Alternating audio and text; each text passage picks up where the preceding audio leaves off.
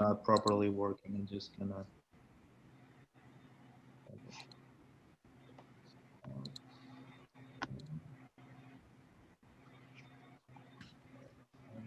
I'll just be using our school background. That is our 400-year-old building.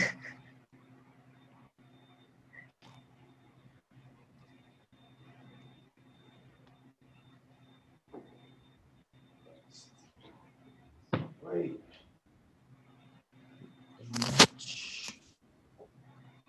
Yes, it works now. Yeah. Okay. Just okay. Samuel, I'll be playing a video of my presentation. Okay. Okay.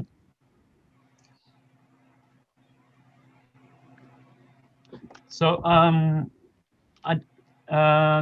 Dora, do you want to introduce the roundtable, because nobody told me what you have to do? Do I go straight? Sorry, what? No. You're just a participant listening. Yes. So please. Yes. I'm going to be on a roundtable, but not this one. Sorry. So, shut down your camera, please. It's on the. Okay. Yeah, thank you very much. On the microphone also. Thank you. Yes, I can start. Okay, very good. So, welcome to the first roundtable. We will have two short communications and then a discussion. First, I'm pleased to introduce José Ferraz Caetano. Sorry for the pronunciation, it's not good. With modeling the past using a history of science to predict alternative scenarios on science-based legislation. So you will have 5 minutes to present your work. And then we will hear Maria Minerva Kalimag, the philosophy and sociology of a specialty, the musings of an anesthesiologist. So, José, you can begin. Okay. And share your PowerPoint if you want. Yeah, I'm just going to put my presentation up just a little bit. Okay.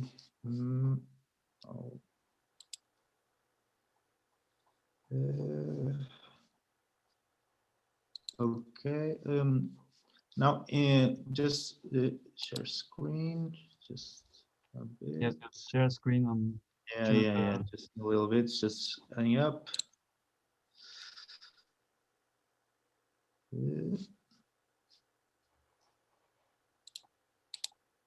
We're just closing of it. I actually have a little two opened up, so I'm just going to close the one they have access. So let's. Okay. Is it the one slide PowerPoint you sent or another one?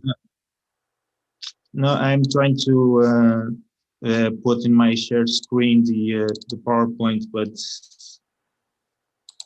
Zoom is not enabling to share, just not cooperating at this moment. I've got your e-poster. Okay. You need something else, I think.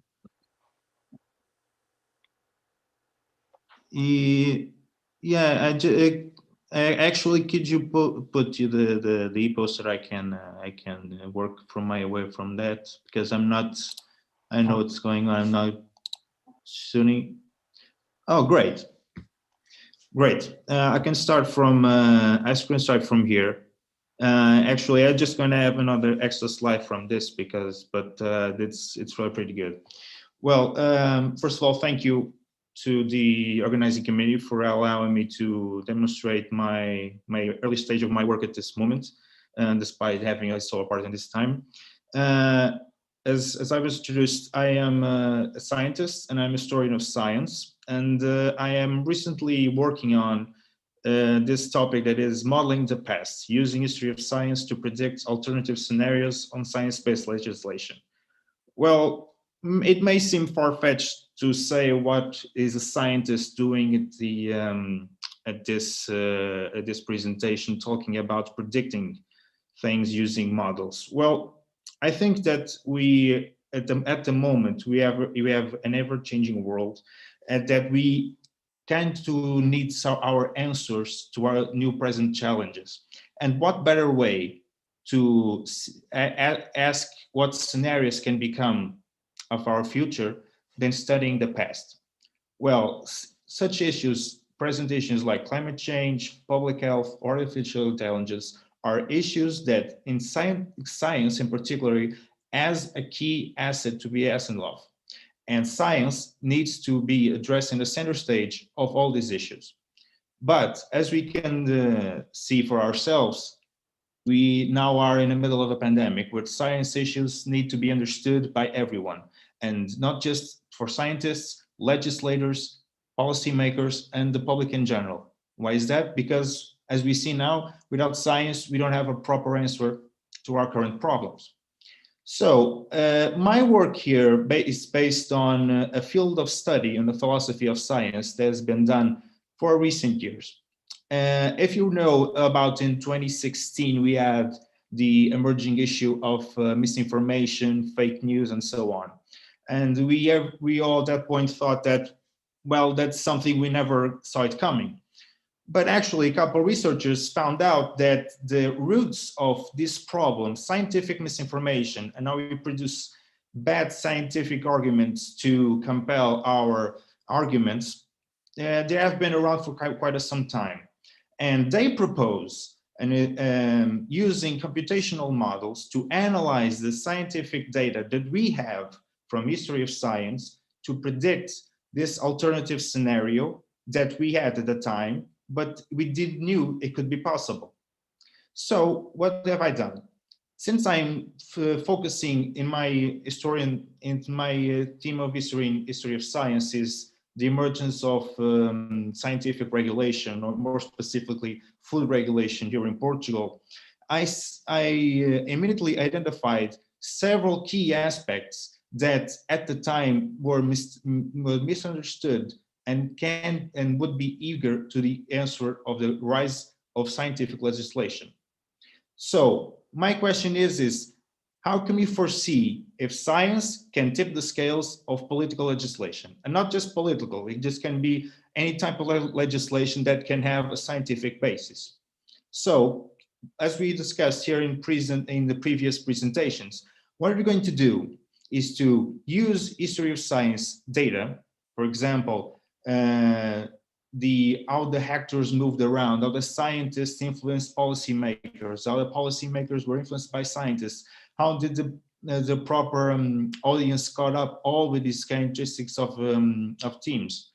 And we pick up that data and we collect it in just some sort of big data vault that we could have. And we can use that data to build up historical frameworks that can modulate our present time to search for alternative realities that we are not facing at the moment. So you are basically using data from the past to predict alternative scenarios. We put them in a model, and we just, if you want to predict some alternative reality that we want, we can see the actors playing around, the scientists, the facts, how the policymakers are influenced, and we can now build up in a simulation that we can use in our present day to make alternative in a new timeline.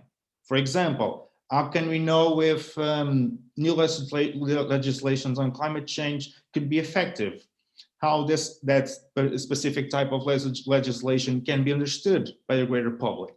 So we pick up those data we found, mixed up with the simulation, and we predict alternatives. And that alternatives can predict how legislation can be brought up positively or negatively amongst policymakers and comments to come. So my main message here is that we can use epistemic models such as agent-based modeling that we see in previous presentations can help the accuracy of the design of eventual alternative realities that become insightful on new present-day making methodologies. But it's to say, we can use our past to predict an alternative that could be our future. And that's the end of my presentation.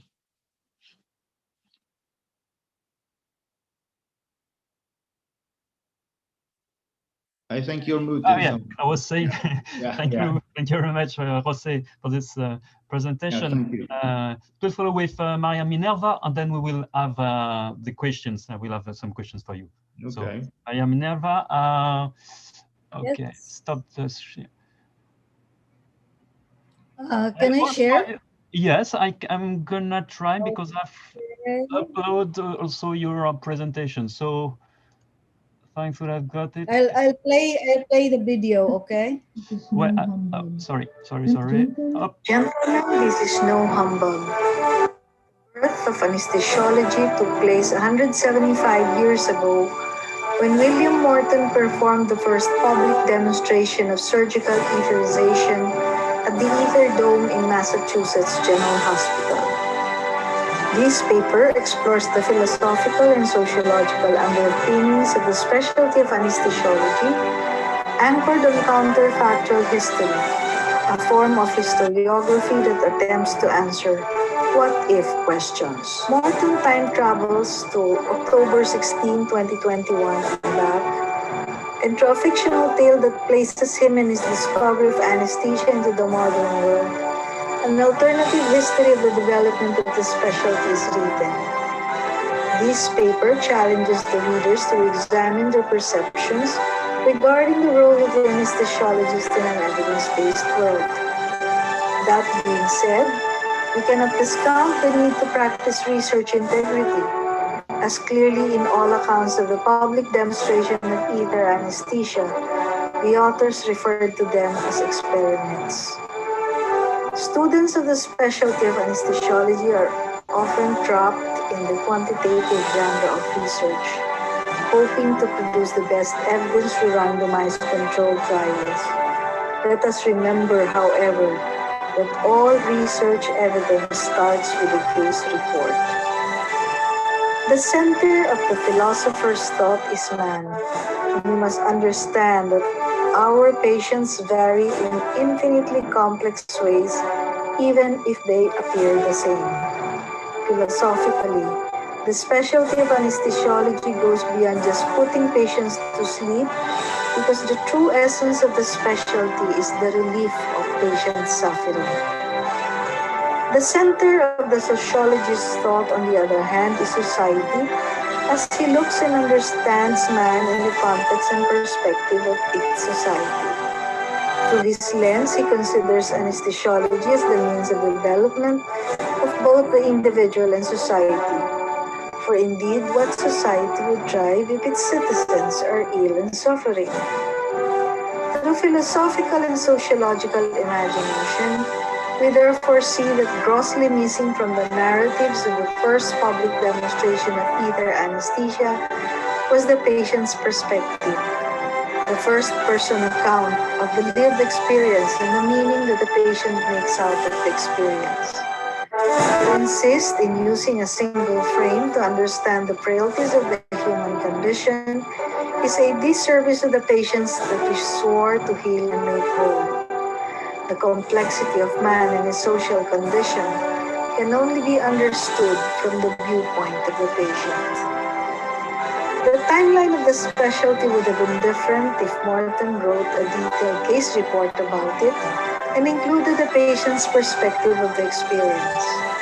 Moreover, if research evidence were as accessible then as it is today, then the era of artisanal anesthesia, characterized by trial and error, that contributed to the specialty's initial slow progress and lack of formal recognition, would have been shortened.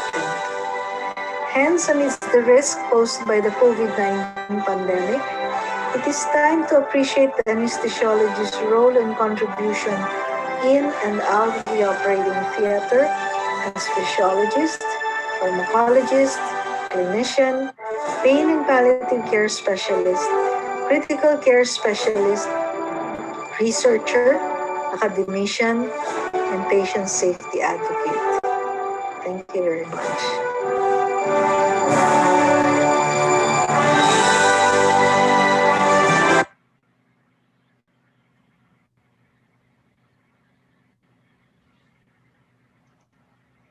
That's my presentation.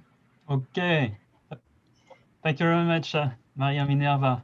So, yes, Jose is still here. So thank you, both of you, for this presentation. I'm just okay, leaving this. Okay. So very different presentations from both of you. I will have first questions to Jose. Yes. Although I'm interested also in Jose's presentation, because I'm also into data science. Okay, if you want to begin, Maria, please, if you have a question. Yes, Jose. Yes, Jose. I'm very interested in your presentation as well, because I'm also into data science now. And well, actually, we're looking into the COVID-19 data sets as of now. That's what we intend to do. Yeah. But yours is interesting because it's all about legislation, and of course, the variable there, of course, is the human condition as well, because of the political, you know, the variable is actually the politics involved, the politicians and the the people. Exactly. Yeah. Yeah, and what we have seen actually in some studies of philosophy of science that focus primarily also in legislation, but not also on the outcome of legislation, but on the behavior of the agents that are needed to produce that legislation. For example, if some policymaker needs to regulate, for example, some kind of threshold for food safety, he needs to have the input of a scientist to tell him, okay, you have to certify certain limits for legislation. But as we often know, science is not without error because scientists are humans. And we also know that you can interpret data in some ways that you can be more clear or not. You can just think of this example. The tobacco strategy, late back in the mid 20th century, had multiple sources that saying, scientific sources saying that tobacco is actually good. And it was those sayings of true scientists that not at the time fake science, but at the time fake misinformation, were going to spread out this as real information to policymakers to make amends for, legislation according with economic means. And the interesting part of those studies were that we can virtually pick up any legislation that can be made up of, or they have some kind of scientific basis. Because because if you don't have a scientific basis, basically it's just a policymaker trying to make up with their own government interests. But this time you have to pick up the interest and the insight of scientists. And in many studies, you see that you tend to accredited scientists of gatekeepers of truth. But scientists and scientific data, as we now know with COVID-19, it's not always accurate. And at the speed that we need that information may sometimes be not as accurate with the information. So I think, and I think you were going to ask this about the what type of data that we use in data science. Yes. To because like we use convolutional networks for images, but then this one will be what are you going to use? What type of data are you going to use? Yeah, when designing this strategy, we looked at previous models of philosophy of science, and we looked up some models of economic models, such as agent-based modeling. And the main thing we have to assert here is what type of agents are needed to produce legislation. And when we threw out those, we define what those agents are, we start looking about data that can be interpreted of their actions. For example, if we want to know about legislation about food safety, we need to we need to ask what scientists have brought out the thresholds for safety, those thresholds of safety for that specific food product or that specific community, and we start to see who those scientists influenced, what was their network of action. We look up for quotations in legislative measures. We look up in quotations of scientific journals. We look up at virtually any type of output that can make us know how does the information that the scientists produce can be spread around outside of the scientific sphere. So at this moment, after defining what the agents are, we can... Yes. You were asking something. No, I was about to say that okay, we did something like that, but then we, well, I looked at using critical discourse analysis for the documentary evidence on the passage of the Dangerous Drugs Act in our country, and it's actually available on the internet. I used actually the complexity theory and as an anchor for that research, and we did have also part there a history of the dangerous drugs or illicit drugs in the Philippines. I will share with you that data. It's available on the internet, by the way. Yeah, thank you. Actually, the great part of this this approach is that virtually you think of that there is no data to start with, but basically the data we're looking for is actually already on the web. If you look up for thresholds of legislation, we can virtually take steps back on the process of making legislation. We can start foreseeing who the actors were, and once we identify who the actors are, we can immediately assess a network of movement that they can make outside of the legislative sphere. And so just to give an outline or example, we need at least 4 types of agents that we need to have. They are the policymakers, the scientists. We can have lobbyists, people that can pressure information one side or another, and of course the general public, that it's not without this solution of repercussions. So once we define what their movements are in the measure of legislation, we can input new data in that model, and we can virtually outline some predictive scenarios that, for example, we need for another type of legislation based on a scientific endeavor. Okay. You can look up that article in my ResearchGate profile, actually. Yes, Samuel. Yeah, I think I looked it up. Thank you. Jose, to follow on what you were just saying, you started with the emergence of misinformation in 2016.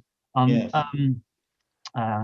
If we consider misinformation like a scientific bad behavior or fake science, whatever the domain of science, we know that bad behaviors are from lobbying that influence the results, or to plagiarism, all these kind of bad behaviors.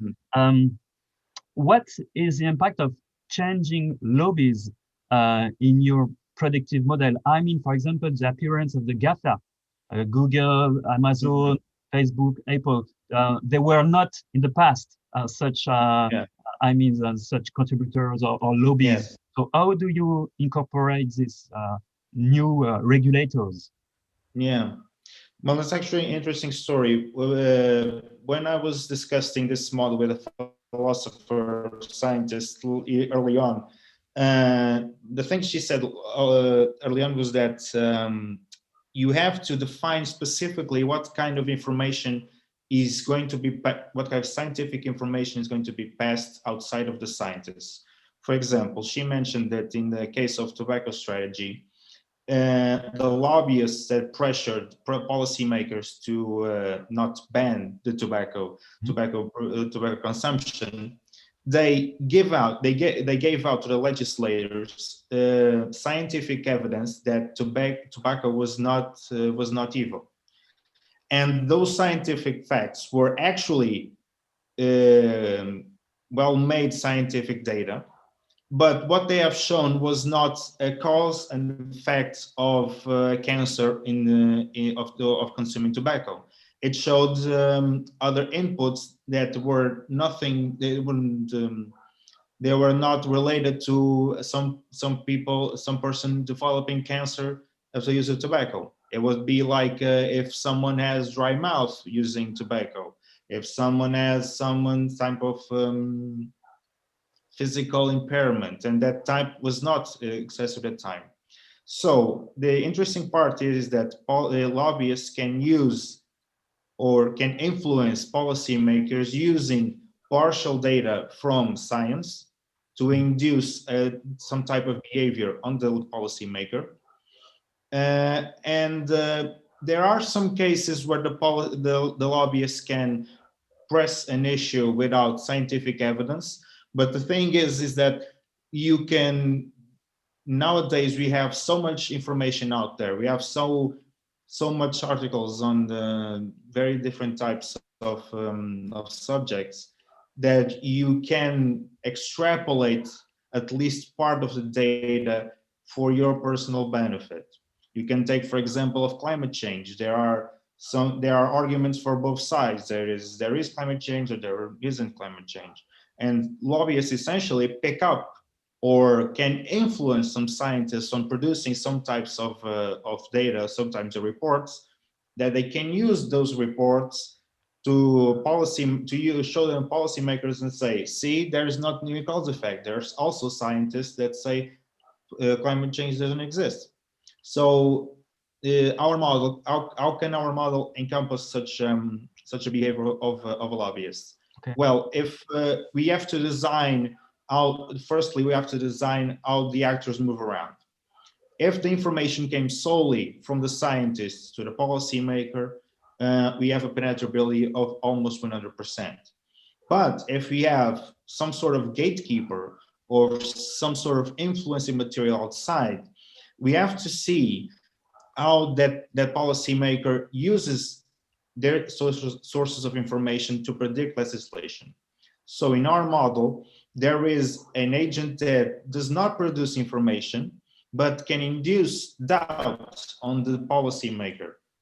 And inducing doubt is very different from giving out information. It's just giving out some type of knowledge that you previously don't know, that it could be fake, but makes you question on the right question to do and right action to do. So mathematically, it's just pulling a small variable on the threshold of acceptance of the policymaker on knowledge from the scientist directly. So it's just a little matter. We don't have any results yet because we are still gathering data from the models that we have.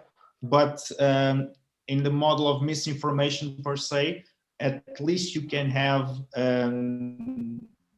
if you go up, for example, at least 1/3 of the predictability can be brought down because of a lobbyist, for example. But there can be many, many examples of depending on the subject that you are addressing on.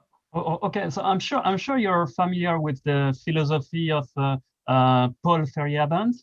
Yes, yeah. You know, in Science for a Free Society, I don't know if I'll show you. Feyerabend advocates a separation of science and state in the same way that religion and society are separated in certain modern secular societies. And he envisions a free society in which all traditions have the same right and the same access to power. So Feyerabend goes so far as to suggest that science should be subject to democratic control. Not only areas of research should be determined by popular elections, for example, but also the assumptions and conclusion of science should be also overseen by popular committees. Is going very far, and he believes that citizens should use their own principles when making decisions on these issues. And the idea that a decision must be rational is, according to him, elitist, because it assumes that philosophers or scientists are able to determine the criteria according to which men should make their decisions. But they are too fallible, and they have their prejudices, so which sometimes owe nothing to science. So how do you integrate, I mean, the subjective part of science in your predictive model? Okay. Well, we also, when designing the model, we just don't have one source of scientists. For example, a policymaker for some kind of food legislation can have input from, for example, three types of scientists, and those scientists produce equally good data, but present some slightly different conclusions. And if we take this example, the policy in the models used in misinformation, what the results show is that the policymaker tends to agree on the scientist that has a larger network. For example, if a scientist that does not produce an utmost accurate result, if he's more noticeable, if he has more groundwork in the public sphere, it is likely to be more prone to be heard by the policymaker. And that issue is something that some philosophers dwell about the network of scientific communities. Because even in the proper scientific community, the acceptance of some kind of theory can not always be measured by the data that you produce, but also about your scientific sphere. How many people can you influence? How many people have you in the past shown some sympathy or some kind of result? And for example, some philosophers say on the subject of spreading evidence and spreading misinformation between scientists is the ongoing issue on the checks and balances of scientific production. Because we have two types of issues here. Is that and this is noticeable in the exact science, the pressure to publish is too high, that sometimes you have to cut corners to publish whatever article you want to do. And we start by measuring our capability as a scientist as our capability to produce data. That data can be or not be noticeable for our projects, may not or may not be so kindly produced, but since we publish so regularly, it must mean that we are good scientists. And this assumption also passes out to the general public. So it is kind of hard to, for example, an outcast scientist that produced really good data but has a relatively slow or relatively low network of connections. Yeah, and he may not have the greatest predictability of his theory. So I think that the real question here is that how can we, as scientists, can we regulate ourselves on our determine that we can now produce good science from our habits, and we have proper checks and balances to do it. Okay, thank you, Maya. Actually, I don't know, I've got remaining time, only 5 minutes, so I don't know if it's me or both all the meetings. So Maya, I've got a question about anesthesiology. I'm thinking that one of the major differences between etherization in 1846 and anesthesia in 2020 is a question of scale. I'm a geographer by formation. From general and heavy and quite uncertain anesthesia to local and ephemeral loss of sensation today. Do you think we can reach another micro scale of anesthesia with less drugs, less gas, less pain afterwards in the future? Yes, actually, that is the meat of my paper, because I would like to posit that, for example, if William Morton will come to 2021, he will learn that, for example, he cannot do open drop ether anesthesia. He will be faced with all the research board, ethics review board, and all of these things, no? And that is what I said, that even before, if you will read all the history of anesthesia, they all say experiment. Now they're actually doing human experimentation when they did that, the etherization.